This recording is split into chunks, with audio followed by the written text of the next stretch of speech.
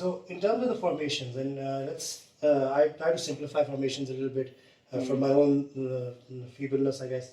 But I try to think of United playing in a 4-2-3-1.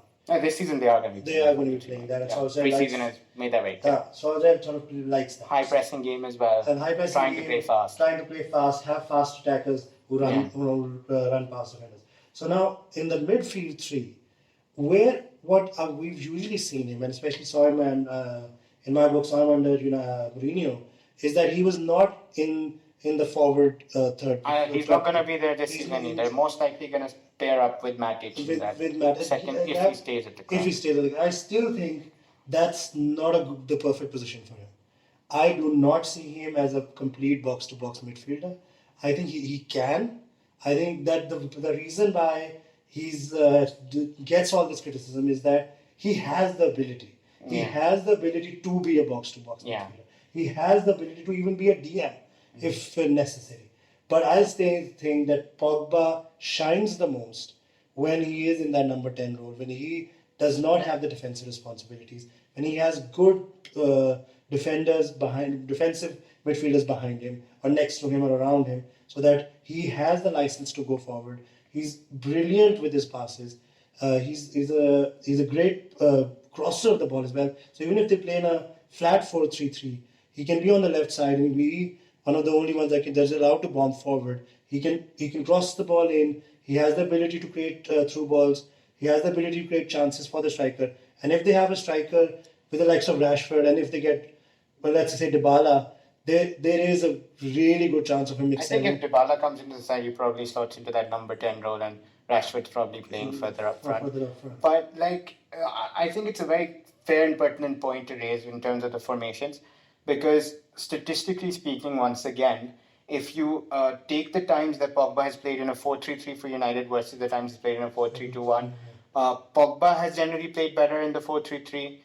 United have had they've not always played brilliantly at 4-3-3, but some of their best runs in terms of wins have come when Pogba has played on that left of a 4-3-3. And it's no surprise because that was also his best position at Juventus. And obviously the more simplistic answer to this is there is less defensive responsibility, which is also true. And sometimes with players, and perhaps this is also to an extent true about Pogba as well, in the back of his mind, when he has less of a thought about whether he has to stick back or not, that hesitation isn't there, he's able to create better and play more freely, as opposed to when he has to think about, for example, in this too, even now, even if Solskjaer plays a more expansive game and a faster high-press game, I think with especially someone like Matic next to him, who, in my personal opinion, having seen him for Chelsea, I don't think he's a pure defensive midfield player or destroyer. He also likes to get forward from time to time. I think Pogba will constantly be slightly limited. But it's not just that. If you look into, generally how players do and perform, a lot of United players have struggled in attack. Part of it has been because of Mourinho and his approaches, and sometimes even Solskjaer being a bit defensive. But also, a lot of the times, players do well in pairs. There's combinations all across the pitch. For United in their attacking play, they've constantly chopped and changed. And not just that, if you once again delve deeper into the statistics, there have been particular players that have managed to get the best out of Paul Pogba. And surprisingly, it's never been about his midfield partner. So generally, he's always had bad relationships with whether it's Matic or Fred or Herrera for that matter. They've not always clicked the best. But in terms of attack, his best attacking outputs have come first when Ibrahimovic was playing.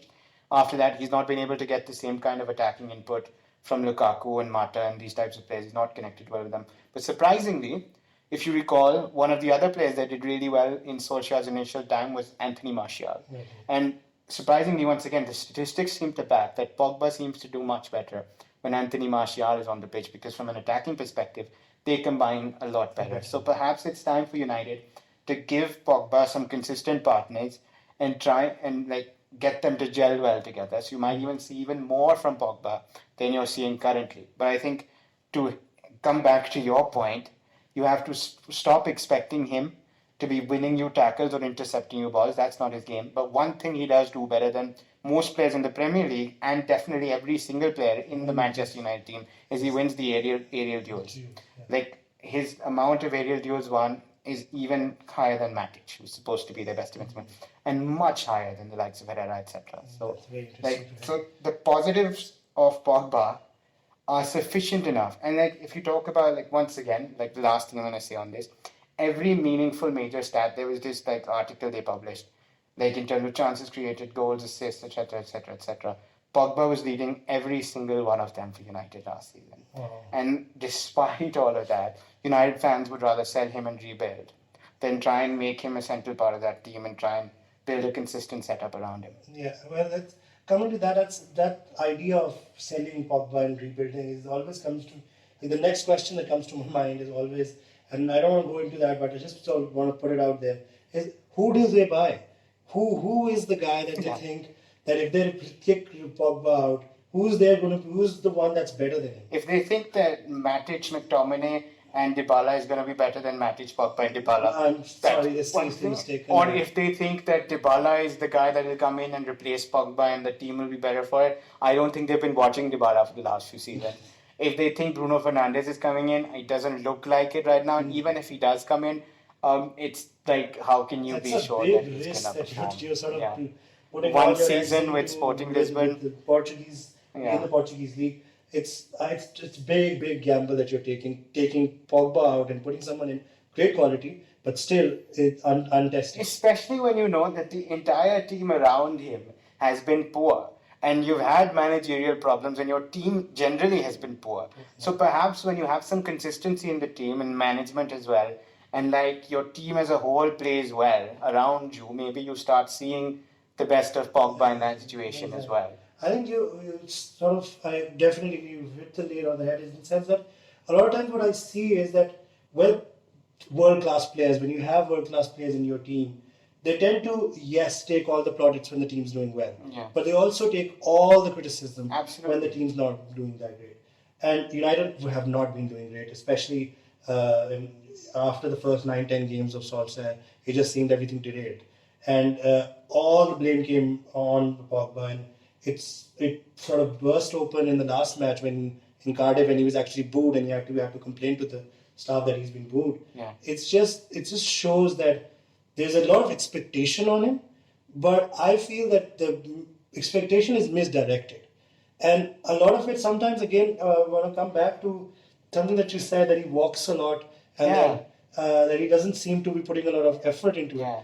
There's something that needs to... Again, like statistically, he was in more duels than any United player. So I just want to add to that. It's not like he doesn't try. I definitely agree. And the thing is, the reason he walks a lot, the reason that he doesn't have to be running all the while is his ability to read the game, his ability to know where to be before, so he doesn't have to run. And there are players that who don't need to. I can preface that by accepting that he can definitely run a bit more than he does, but that doesn't mean that the team is suffering because he doesn't do that enough. I don't think that that's entirely accurate, considering how the other players in the team, sometimes you see them on screen, you see Lingard running a lot, but when it comes down to the base stats, he doesn't actually contribute that much defensively, as much as, for example, even Pogba is doing. But you like him because on the screen you see him sprinting towards the ball that he's never going to win.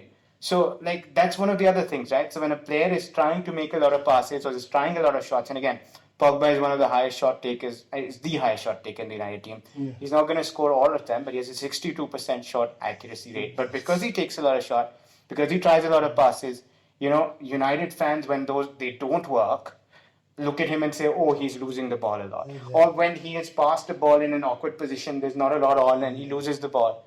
At least the guy is trying to take responsibility, and despite the times that he loses the ball, he keeps asking for it and he keeps trying to create. Trying more. Yeah, exactly. But because he's the guy who keeps getting the ball and therefore loses it more than the others don't come into as much scrutiny as he does, right? Why is Matic not trying those passes? Why is Herrera not even trying those passes? Exactly. If they're going to give the ball to Pogba, accept the fact, if he's the only creator in your side, accept the fact that there will be times when he loses the ball. And will be far more times compared to the others because the others aren't willing to take that responsibility in the first place. You have to look at the percentages, you have to look at the numbers as well.